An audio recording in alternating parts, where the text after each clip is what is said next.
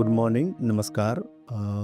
मैं अभय कुमार राम, गुड़गांव से। मेरी शादी 2020 जून में हुई और तब से हम लोग कंटिन्यू फैमिली प्लानिंग ही कर रहे थे। कुछ दिन तो हमने ट्रीटमेंट नहीं लिया था क्योंकि इनिशियली शादी हुआ तो ट्रीटमेंट तो ऐसे ही चल रहा था, नॉर्मली चल रहा था। लेकिन जब कंसीव नहीं हुआ, आफ्टर 6 महीने या 1 साल गुजर जाने के बाद फिर हम लोग इलाज के लिए इधर उधर देख रहे थे। तो कई बार हमने अपने एनएसजी हॉस्पिटल में भी ट्राई किया वहाँ पे, लेकिन वहाँ पे भी कुछ रिजल्ट नहीं होने के बाद तकरीबन 2 साल गुजर गए ऐसे ही करते करते। फिर हम बाहर फिर गए।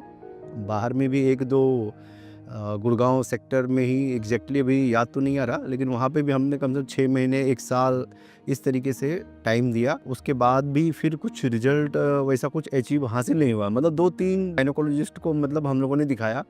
कई सारी परेशानियां भी आई, कई सारे टेस्ट वगैरह भी इनका, हम दोनों का भी टेस्ट हुआ था। तो टेस्ट में तो थोड़ा बहुत हार्मोन इम्बैलेंस मेरी वाइफ ज्योति कुमारी जी का हुआ था, तो उसी हिसाब से ट्रीटमेंट चल रहा था। तो काफ़ी परेशान हो गए। तकरीबन 3-3.5 साल ऑलमोस्ट गुजर चुके थे हमारी शादी के, फिर भी कुछ गुड न्यूज़ नहीं आ रहा था। उसके बाद फिर एक हमारे कलीग ने एडवाइस किया था कि आप मेदांता में जाइए 9th फ्लोर पे, वहाँ पे पूजा मैडम का नाम उन्होंने एडवाइस किया था क्योंकि वो उनके पास पहले से ट्रीटमेंट किन्हीं का वो करा चुके थे। तो हम लोग फिर फर्दर लगभग 2023 एंड में या 2024 फर्स्ट में तब से फिर पूजा मैडम के पास आए और फिर तब से उन्होंने ट्रीटमेंट जो हमारी वाइफ का चालू हुआ, या हमारा भी कह सकते हैं उस समय।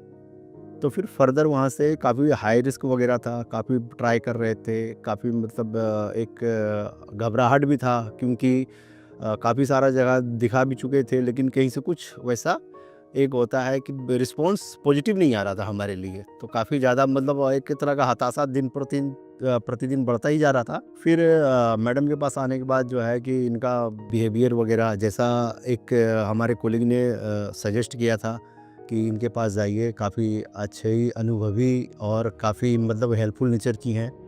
तो उन्होंने एडवाइस किया, लेकिन हमारे को तो उसमें पता नहीं था। लेकिन जब आए तो हकीकत में जो रिस्पॉन्स पूजा मैडम की तरफ से हुआ, अब शब्दों में बयां करना बहुत ही मुश्किल है, लेकिन एज ए मदर फिगर हर तरह से, हर प्रकार से सपोर्ट किया इन्होंने। ट्रीटमेंट के आधार पे भी, चाहे बिहेवियर इनका हो, काफ़ी ज़्यादा एक मदर की तरह हमारे को ये किया, ट्रीट किया गया। डॉक्टर के तौर पे किए ही किए, लेकिन एक मदर फिगर की तरह ही इन्होंने हमारे को बहुत ही अच्छा, सराहनीय, बता नहीं सकता कि मेरे पास शब्द कम पड़ रहे हैं। इस तरीके का इनका ये रहा, हमारे प्रति रिस्पॉन्स रहा है। उसके बाद मेरे ख्याल से जून या जुलाई का वो महीना था 2024, और फर्दर 2-3 महीने 3-4 महीने का गैप के बाद फिर मेरी वाइफ कंसीव कर पाई।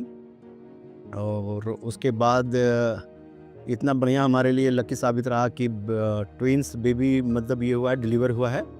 एक लड़का एक लड़की, एक ही बार में हमारी फैमिली कंप्लीट हो चुकी है। इतना बढ़िया सुखद अनुभव है कि इसका कुछ हम बयान नहीं कर सकते।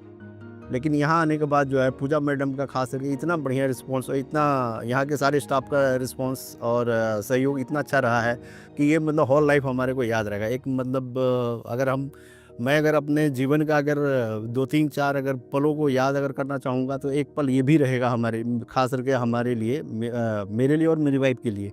इतना सुखद अनुभव है कि इसको मैं whole life as a memory याद रखूँगा।